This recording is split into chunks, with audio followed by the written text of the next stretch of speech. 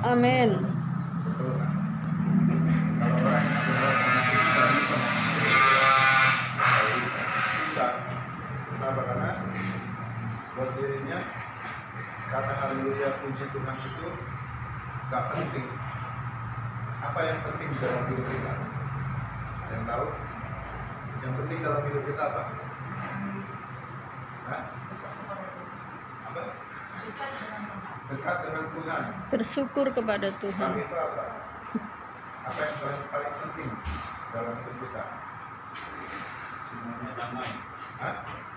Damai sejahtera. Istriku apa yang paling penting dalam hidup? Bersyukur dan hidup di dalam Tuhan. Bersyukur dan hidup dalam Tuhan. Oke.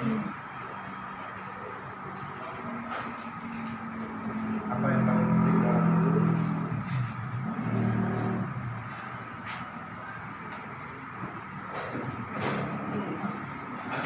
Apa yang paling penting dalam hidup kita?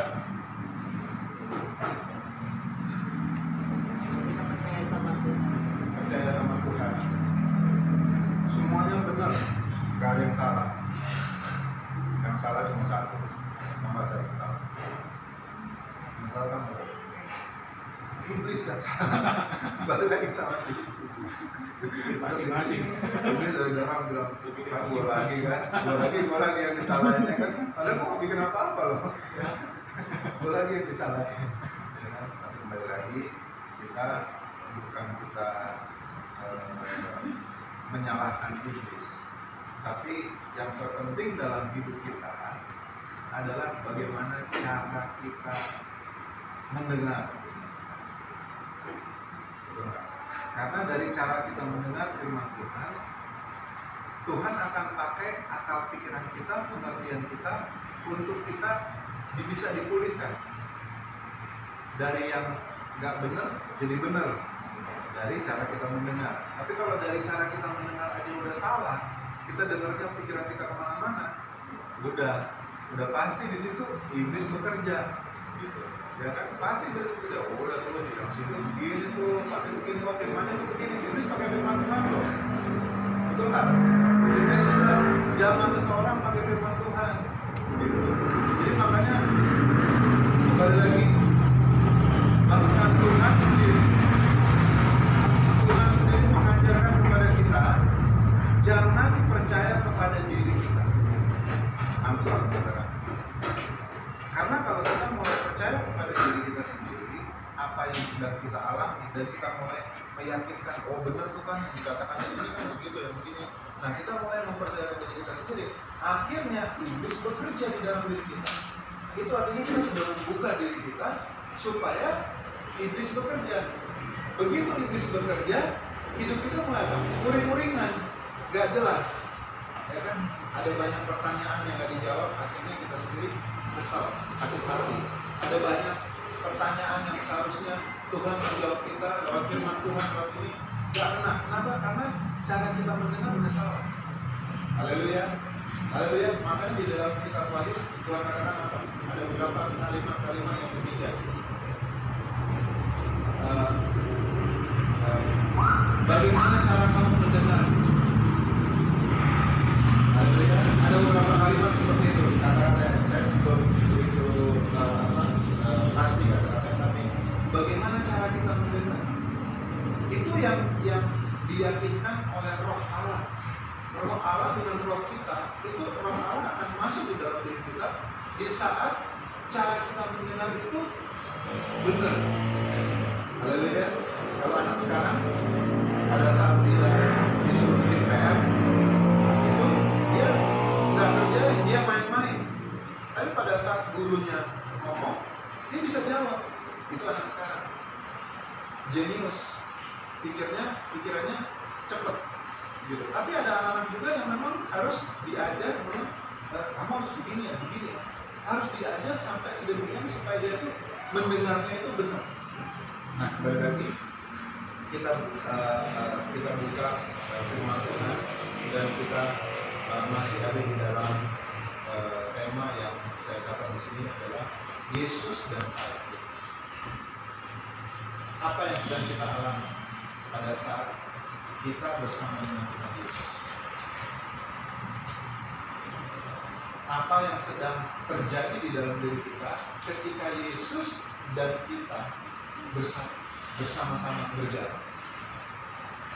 Kalau Alkitab nggak ada kata mengatakan seperti itu. Yesus mengarahkan kita kepada hal-hal yang tidak berkenan. Yesus mengarahkan kita kepada hal-hal dosa.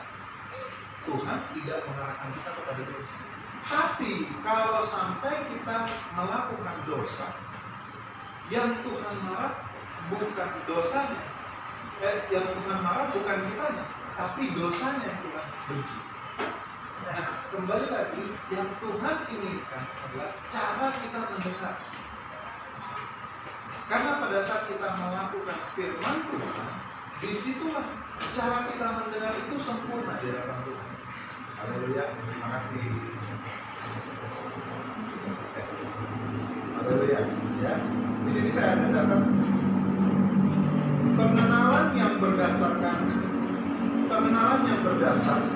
adalah pengenalan yang diketahui dan didalami. Pengenalan yang tidak diketahui dalam perjumpaan yang diharapkan adalah pengenalan kehidupan. Haleluya, saya ulang lagi. Pengenalan yang berdasar adalah pengenalan yang diketahui dan dialami. Pengenalan yang tidak diketahui dalam perjumpaan yang diharapkan adalah pengenalan kehidupan. Artinya begini, untuk kita bisa mengenal satu dengan yang lain, pada saat kita berjumpa, itu hanya berdasarkan apa yang kita lihat dan kita ketahui, dan akhirnya kita dalami perkenalan kita, hubungan kita satu dengan yang lain. Betul? Tapi ada pengenalan yang lain, pengenalan yang tidak diketahui. Saya dan istri saya nggak ada hubungan dari kecil, nggak ada hubungan. Dia di negara bagian mana dan saya negara bagian mana. Kita nggak pernah ketemu dari kecil. Dan sampai besar, sampai dewasa pun kita nggak pernah ketemu. Tapi ketika kita bertemu, ya, ada daya tarik kebersamaan untuk bisa bersatu. Nah, ini saya katakan pengenalan yang tidak diketahui dalam perjumpaan yang diharapkan. Saya mengharapkan saya memiliki istri yang luar biasa, dan akhirnya saya dapat. Haleluya. Saya dapat dulu waktu saya sendiri, saya mengharapkan seorang pasangan yang mengasihi Tuhan, mencintai Tuhan, dan akhirnya saya dapat. Kenapa? Karena perjumpaan yang diharapkan adalah pengenalan tentang kehidupan. Nah, begitu juga kehidupan saya dengan istri saya, kita sedang bergumul mengenai kehidupan sehari-hari, mengenai kehidupan tentang pelayanan. Nah, ini yang diharapkan oleh Tuhan, supaya ketika kita didapati Tuhan Yesus berjalan bersama dengan saya, dengan kita secara pribadi, pengenalan kehidupan itu adalah pengenalan kehidupan tentang apa yang akan datang.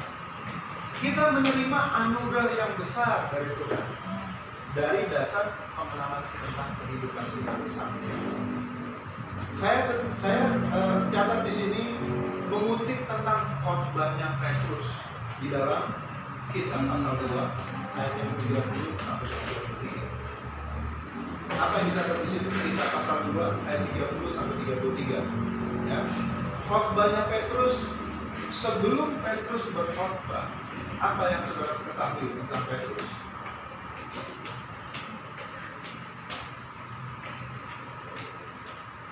Apa yang saudara ketahui tentang Petrus sebelum Petrus berkhotbah di mimbarnya Salomo?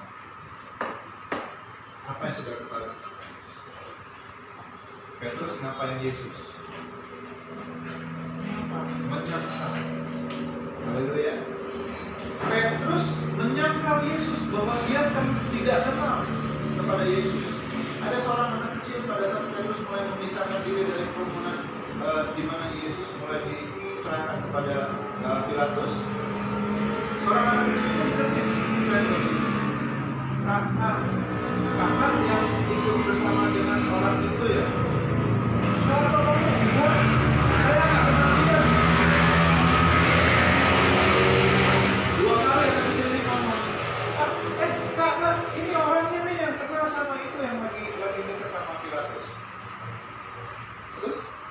saya nggak kenal dia. Sampai akhirnya ketiga kali Petrus bilang, saya nggak kenal sama orang itu. Tapi setelah itu apa? Petrus menangis. Haleluya. Dia menangis terseduh-seduh. Kenapa? Karena dia sudah merasa sudah berdosa kepada Tuhan. Makanya pada saat Tuhan Yesus menghampiri murid-muridnya setelah Yesus mati, terus setelah 40 hari setelah Yesus mati, terus Yesus datang kepada murid-muridnya, menghampiri murid-muridnya.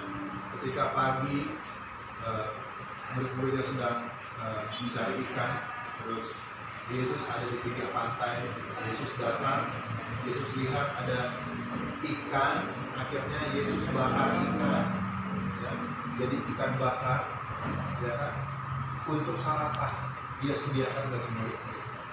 Nah, ketika itu pada saat Petrus melihat Yesus, dikatakan apa? Kamu tebar jalan kamu sampai ke tengah sana. Terus katakan, nggak ada ikan. Kamu tebar jalan sekarang. Akhirnya begitu dia tebar, ada ratusan ikan datangnya. Petrus bisa tangkap. Setelah itu, Petrus menangis di depan Yesus. Dia katakan apa? Pergilah Tuhan, aku nggak layak di hadapan. Haleluya. Petrus merasa dia nggak layak di hadapan Tuhan. Kenapa? Karena segala sesuatunya Yesus tahu. Yesus sangat tahu apa yang terjadi dalam diri Petrus. Haleluya. Haleluya. Sekarang kita lihat khotbahnya Petrus. Bagaimana Petrus mempersingkat khotbahnya itu di dalam pengenalan tentang sejarah daripada bangsa Israel. Bangsa Israel itu sangat mengagumi yang namanya seorang Daud, orang baik. Tapi dia persingkat khotbahnya itu supaya jangan kelamaan, ya, sama seperti saya juga persingkat supaya jangan kelamaan, dan akhirnya kita langsung baca di ayat yang ke-30. Ya. Kisah Para Rasul kedua ayat yang ke-30. Kisah 2 ayat yang ke-30 sampai ayat yang ke-33. Kita baca sama-sama. Kisah 2 30 sampai 33. 1, 2, 3. Tetapi ia adalah seorang nabi dan ia tahu dengan mengangkat sumpah bahwa ia kan seorang dari keturunan Daud di atas tahtanya. Karena itu ia telah melihat ke depan dan telah berbicara tentang kebangkitan Mesias. Ketika ia mengatakan bahwa dia tidak ditinggalkan di dalam dunia orang mati dan baru dagingnya tidak mengalami kebinasaan. Yesus inilah yang dibangkitkan dan tentang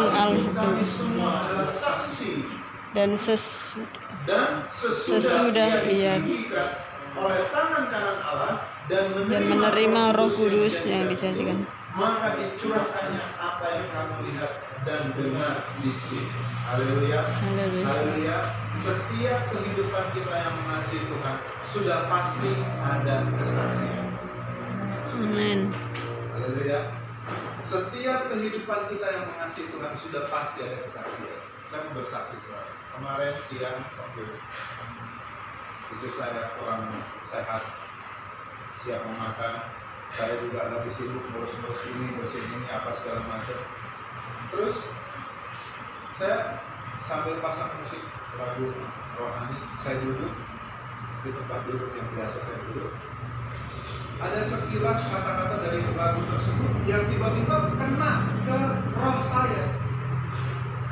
Pada saat itu saya kena ke roh saya. Aduh, kata-katanya pas banget nih, kena ke roh. Langsung saya katakan, dalam nama Yesus aku percaya. Haleluya. Haleluya. Langsung kena di roh dan saya katakan, dalam nama Yesus aku percaya. Aku gak bimbang lagi, tapi aku percaya dalam nama Yesus. Hanya berapa kata daripada pujian. Nah, ini juga yang disampaikan daripada Petrus. Petrus menyampaikan bagaimana kisah sejarah bangsa Israel kepada bangsanya sendiri, ya, bangsa Yahudi sendiri. Ya. Ini bagaimana kisah tentang seorang Daud. Daud adalah seorang raja, tapi yang diangkat oleh manusia dan akhirnya dia menjadi seorang nabi. Haleluya.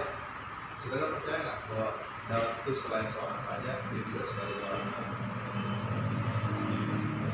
Manusia mengatakan nabi. Kenapa? Karena dari setiap kata-katanya Daud itu menyentuh hati dari setiap bangsa Israel. Tidak ada bangsa Israel yang tidak kenal namanya Daud. Haleluya. Haleluya. Seorang raja yang luar biasa yang Tuhan pakai dalam hidupnya. Masa pemerintahannya itu adalah masa pemerintahan kejayaan daripada bangsa Israel. Tidak ada lagi kejayaan selain kejayaan daripada pemerintahan bangsa Israel yang dipimpin oleh Daud. Nah, kembali lagi, seorang Daud bisa membuat hati Tuhan itu terbuka atas umat. Padahal dia hanya seorang raja. Kalau bicara tentang nabi, bicara tentang imam, bicara tentang orang-orang kudusnya Allah, Allah itu bisa memisahkan orang-orang Lewi, orang-orang kudus, orang-orangnya imam. Allah bisa memisahkan. Tapi kepada Daud, dia bisa arahkan hatinya, wow, orang ini luar biasa ya. Ya, dari hal yang kecil, dari hal yang sederhana, dia bisa memuji Allah. Pada saat dia menggambarkan kambing domba cuma 2-3 ekor, dia main harpa dan dia menaikkan pujian kepada Tuhan. Ketika Daud dihadapkan dengan seorang yang namanya Saul, Saul sedang ada di dalam kuasa-kuasa kegelapan, roh iblis menguasai dia. Dan akhirnya apa? Daud main kecapi. Dia bernyanyi buat Tuhan. Dan akhirnya apa? Roh Tuhan menguasai Daud. Dan akhirnya kegelapan itu pergi daripada Saul. Dan ketika pada saat Raja Daud ini dia memerintah dalam masa pemerintahannya, tidak ada bangsa yang bisa mengalahkan bangsa Israel. Selalu menang. Bahkan Saul dikatakan apa? Hanya beribu-ribu, tapi Daud berlaksa-laksa bisa mengalahkan bangsa-bangsa yang di sekitar. Tapi Daud pun gak cukup hanya sampai dia memegang tahta kekuasaan yang sedemikian. Dia memiliki hati yang mengasihi Tuhan. Haleluya. Coba sekarang kita lihat di dalam 2 Samuel 7 ayat 18 sampai 20. 2 Samuel 7 ayat 18 sampai 20.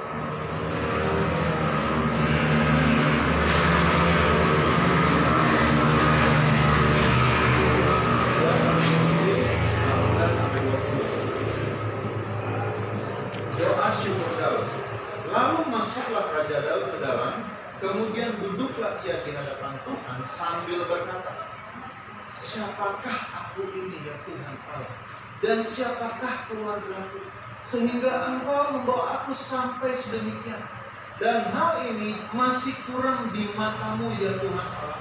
Sebab itu Engkau telah berfirman juga tentang keluarga hamba ini dalam masa yang masih jauh, dan telah memperlihatkan kepadaku serentetan manusia yang akan datang.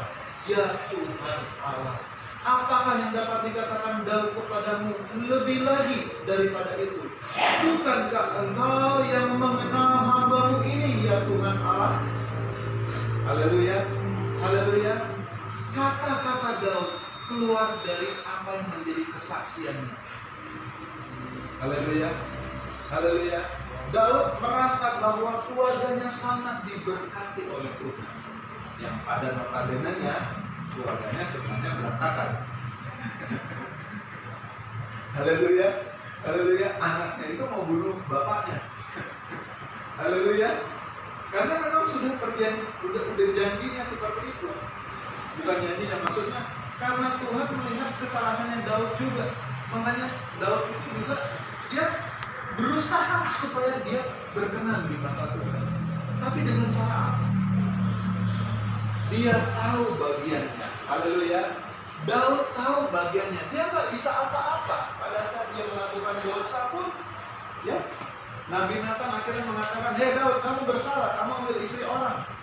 Haleluya. Dan akhirnya Daud katakan apa? "Ya Tuhan, ampuni saya Tuhan." Tapi dia nggak bisa melakukan untuk bisa terlepas dari dosa tersebut.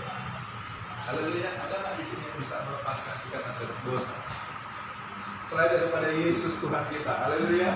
Haleluya. Gak ada yang bisa melepaskan kita dari setiap ikatan dosa. Haleluya. Nah, ini yang menjadi perjanjian antara Daud dengan Tuhan. Daud menyatakan kemuliaan Tuhan di dalam hidupnya Tuhan. Daud memberikan hidupnya bagi Tuhan. Dan akhirnya keluarganya pun dia anggap adalah semua adalah bagian daripada hidup. Haleluya. Haleluya. Ini menjadi imannya Daud. Dan bahkan ketika Daud duduk di baitnya Allah, dia menghadapkan hidupnya kepada Allah yang hidup. Dan dia bisa melihat sebuah penglihatan juga. Ada serentetan manusia yang dalam dikatakan di dalam bahasa Inggris, ada bahasa Inggris, the great man, yaitu siapa? Yesus. Haleluya. Serentetan manusia di dalam bahasa Indonesia yang kita baca dalam LAI ini, ya, terjemahan LAI ini, di dalam bahasa Inggris adalah great man, yaitu Yesus.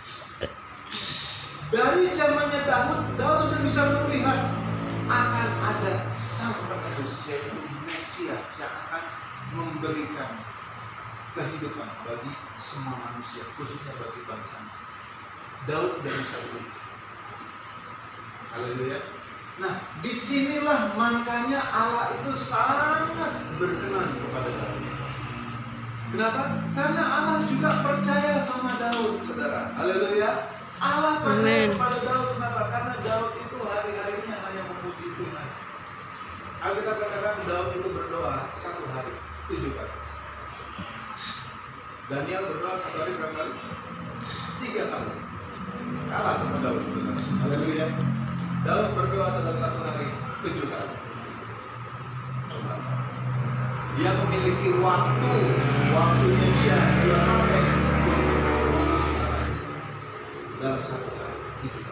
Nah, makanya di sini dikatakan, saudara, ya, di ayat yang ke-19, dan hal ini masih kurang di matamu ya Tuhan Allah, sebab itu engkau telah berfirman juga tentang keluarga hamba-Mu ini dalam masa yang masih jauh, dan telah memperlihatkan kepadaku serentetan manusia yang akan datang, ya Tuhan. Bicara tentang kerajaannya Daud, ada orang-orang yang terhitung di dalam jumlah bilangan keturunan Daud akan menjadi keturunan Mesias, yaitu Yesus. Haleluya. Jadi makanya kalau kita memuji Tuhan itu enggak salah, bukan? Di mana kita bisa memuji Tuhan? Dalam segala keadaan, dalam segala situasi kita bisa menyembah kepada Tuhan. Saya lagi bersih-bersih kandang burung, saya bisa menyembah kepada Tuhan. Tuhan bisa samperin saya dengan kalimat-kalimat lewat puji-pujian, ya, lewat bacaan hal-hal yang sederhana. Saya lihat kata-kata cuma 2-3 kata tersentuh hati saya juga. Itu sudah harus ada kepastian di dalam diri kita sebagai orang-orang keturunan Daud. Haleluya. Amen. Saudara mau ada di dalam keturunan Daud? Kalau saudara ada di dalam keturunan Daud, udah pasti saudara bisa memuji Tuhan lewat kesaksian, lewat berbagai masalah yang kita hadapi, lewat berbagai pergumulan yang kita hadapi, kita bisa menyaksikan Yesus Kristus sebagai Tuhan. Haleluya. Haleluya. Tapi apa yang terjadi di dalam kehidupan ini, saudara? Ya, dipanggil untuk mengenal Allah. Kita lihat di dalam Kisah 2 ayat yang ke-39. Kisah pasal 2 ayat yang ke-39. Dipanggil untuk mengenal Allah. Sebab bagi kamulah janji itu, dan bagi anak-anakmu, dan bagi orang yang masih jauh, yaitu sebanyak yang akan dipanggil oleh Tuhan Allah kita. Dan dengan banyak perkataan lain lagi, ia memberi suatu kesaksian yang sungguh-sungguh, dan ia mengecam dan menasihati mereka. Katanya, berilah dirimu diselamatkan dari angkatan yang jahat ini.